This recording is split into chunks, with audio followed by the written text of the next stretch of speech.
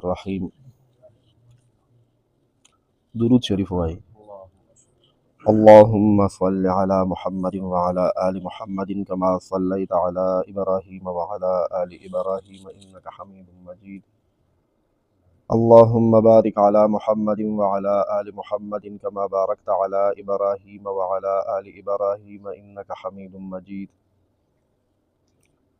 والله سوا اتصل وختم نمبر حدیث مبارک 1748 نمبر. وعن انس رضی اللہ تعالی عنہ، دا حدیث زمونږ استاد سردار سیدنا حضرت انس رضی اللہ عنہ نے روایت دی. اللہ پاک دې ته راضي شي، الله پاک دې د خپل ځان نه راضي کړي، الله پاک دې زما ستا او د ټول امت د طرف نه بهترینې بدلی ورکړي. د پیغمبر علیه السلام مبارک دور، پیغمبر علیہ السلام د مبارک او پاکیزه زندګۍ یو مختصره واقع بیانوي. که ستاسو اجازه تی چې بیان کوم در. حضرت انس رضی اللہ عنہ فرمائی انہم انتظروا النبی صلی اللہ تعالی علیہ وسلم. ماسخوتن د جمع ټیم دی، صحابه ټول د نبی علیہ الصلوۃ والسلام په انتظار کې ناست دي. د ماسخوتن د جمع انتظار دی چې نبی علیہ السلام به تشریف راوړي او مونږ ته به د ماسخوتن جمع راکوي. صحابه په جماعت کې ناست دي، انتظار کوي. د صحابه په دور کې به د جمع ټیم سو چې نبی علیہ السلام راشي مصلی مقتدی د منځ دپاره د جمع ټیم کم یو ټیم دی چې امام شي راشي. نو ګوره ښه دا نبی علیہ السلام کم ټیم تشریف راوړی دی او دې صحابه وایي تر کم وخته پورې انتظار کړی دی. بیا به زم خپل ژوند ته دا حدیث مخامخ کوم او تاسو به مهرباني کوئ خپل ژوند ته به دا حدیث مخامخ کوو. فجاءهم قریبا من شطر الليل. نبی علیہ السلام صحابه خوا ته تشریف راوړو تقریبا نیمه شپه کې نبی علیہ السلام تشریف راوړو. نبی علیہ السلام داسې د منبر نه چې په منبر کې نه دې طرف ته خي طرف ته د نبی علیہ السلام کور او د هغې نه خپه هم په جومات کې راکوزولو. کټکی جومات ته وتې وه، هزار اچول پکې نه و. نن پکې د نبی علیہ السلام قبر مبارک دی. هغې ته د صحابه انتظار دی. نبی علیہ السلام به جمع دپاره تشریف راوړي او د مقتدي د جمع ټیم چې دی که نه هغه د امام مصلي ته راتګ دی. چار ټیم رالو. نبی علیہ السلام د صحابه کرامو لا جمع ورکولو دپاره څه ټیم تشریف راوړو؟ نیمه شپه. نیمه شپه نن سبا تقریبا څه کم 12 بجې. فصلى بهم یعنی العشاء. نبی علیہ السلام دوی ته د ماسخوتن جمع ورکا، د ماسخوتن مونځ ورته پړاو کو. قال حضرت انس رضی اللہ عنہ راوی فرمائی ثم خطبنا. بیا په نیمه شپه چې کله مونږ ته مونځ وکړو نو د مونځ نه بعد مونږ ته بیان هم وکړو. مونځ یې راته په نیمه شپه وکړو، بیا یې راته د مانځه نه بعد بیان هم وکړو. دا حدیث دې خبرې دپاره راوړي که نه پیش کوي د ماسخوتن د مونځ نه بعد د دین خبره کول جایز دي. تاسو په مسله پوه شوي یې الحمدلله. فقال نو نبی علیہ السلام فرمایل، هغه بیان کې سو فرمایل وي الا وورئ خبردار شئ ان الناس قد صلوا ثم رقدوا. ځینې خلکو خو مونځ وکړو او ویده شوه، ځینې خلکو مونځ وکړو او ویده شوه. وانکم لن تزالوا فی صلاة ما انتظرتم الصلاة.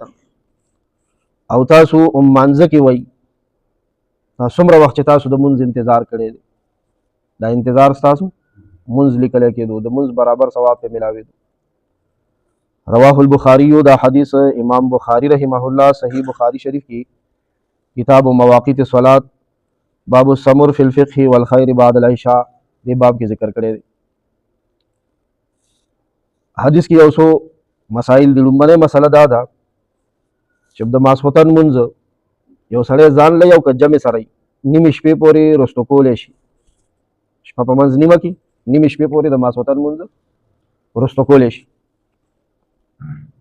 دویمه مسله دا معلومه شوه چې د منځ انتظار کوونکي ته هم د منځ ثواب ملوي. د منځ انتظار کوونکي ته هم د منځ ثواب ملويږي. د سحر منځي که د غرمې د ظهر ماسپښین منځي که د مازدیګري که د ماښامي که د ماسخوتني که د جمعې وي که د اختري که د جنازې وي. نو ګورئ ښه دا کوم سړی چې وختي اموخته دی که نه د جمع منځونو لا د جمعې د اخترونو منځونو لا د جنازې منځونو لا د تراویح منځونو لا په وخت ځي نو دی په دې خبره باندې ډاډه اوسېږي چې دی څومره وختي م تللی دی که نه د دا ټول وخت منځ کې حسابي نو دی د نه تنګوي د چې څومره مخکې تللی دی هغه عمره ډېر منځ لیکلی کېږي. ګوره څوک چې نیمه ګنټه مخکې راغلی دی دا ټول په عبادت او عبادت هم کوم عبادت منځ. او چې کله یو سړي ته د دې خبرې علم چې دا زما منځ لیکلی کېږي دی به پکې فضول خبرې وکړي دی به پکې ډېره تنګ کړي. ها که چېرته خدای مکه زموږ د اوس زمانه کې امامان خو ډېر عجزه دي کمزوري دي که نه بېوسه دي که یو منټ چېرته څه شو لیټ شو نو ماله تو تریخوالی غصه جومات کې شور پکار دی که نه خاموش اوسېدل پکار دي. ګټه کومه یو کې ده ولې زما مونځ شروع دی نو که 2 منټه لیټ شو که 15 منټه لیټ شو نبي علیه السلام په دې شپه باندې دی له کم ټایم کې تشریف راوړ نیمه شپه او صحابه کرامو ټولو څه کړی دی انتظار کړی دی. نو نبي علیه السلام وفرمیل د نورو محلو مدینه منوره کې خو نورې لرې لرې محلې وي که نه هغوی خپل منځونه کړي دي او څه شوي دي اوده شوي دي. خو تاسو چې تر دې نیمې شپې پورې د دې منځ انتظار کړی دی نو دا انتظار ستاسو منځ لیکلی شوی نو د منځ انتظار کوونکي ته د منځ ثواب میلاویږي. جنازې منځله لاړو جنازې منځ له وختي لاړو د جنازو کې دا کیسه کېږي که نه دا مسله ده که نه نو مونږ خپلو کې سمه خبره اړو تاسو خو کوچ ناست یئ که نه کوچ خلک یئ تاسو پیروی یئ ملئ چې زمونږ او ستاسو کم از کم صحیح تربیتي معاشره کې چې دا کامیاب او بااخلاقه او اصول پسند او علم پسند علم دوست خلک موجود وي تاسو مونږ نه هم خلک اثر لي انشاءالله چې لاړ شو نو مونږ ته خو مسله معلومه شو مونږ خو ساخوا دې خوا نه یو شکر دی مونږ حدیث وایو د بخاري شریف حدیث هم وویلو ټیک ده که نه کتاب مخې ته منځ ته پروت دی اودس کې انتظار کې کبھی اودس هم وي سړی او دې وختي لاړ شي او بیا هلته اودس کوي بند بنا برابر یا تیمم دا انتظار مانځه کې لیکلی کېږي. خلکو پسې غوږ نه څوک به څوک به چېرته سیاسي کس راغلی هغه پورې به لیو کېږي دا چې خپل اغراض او مقاصد نه به زما مونځ لیکلی کېږي. زه خبرې ولې وکړم فضول خبرې مونځ کې څوک خبرې کوي نه کوي.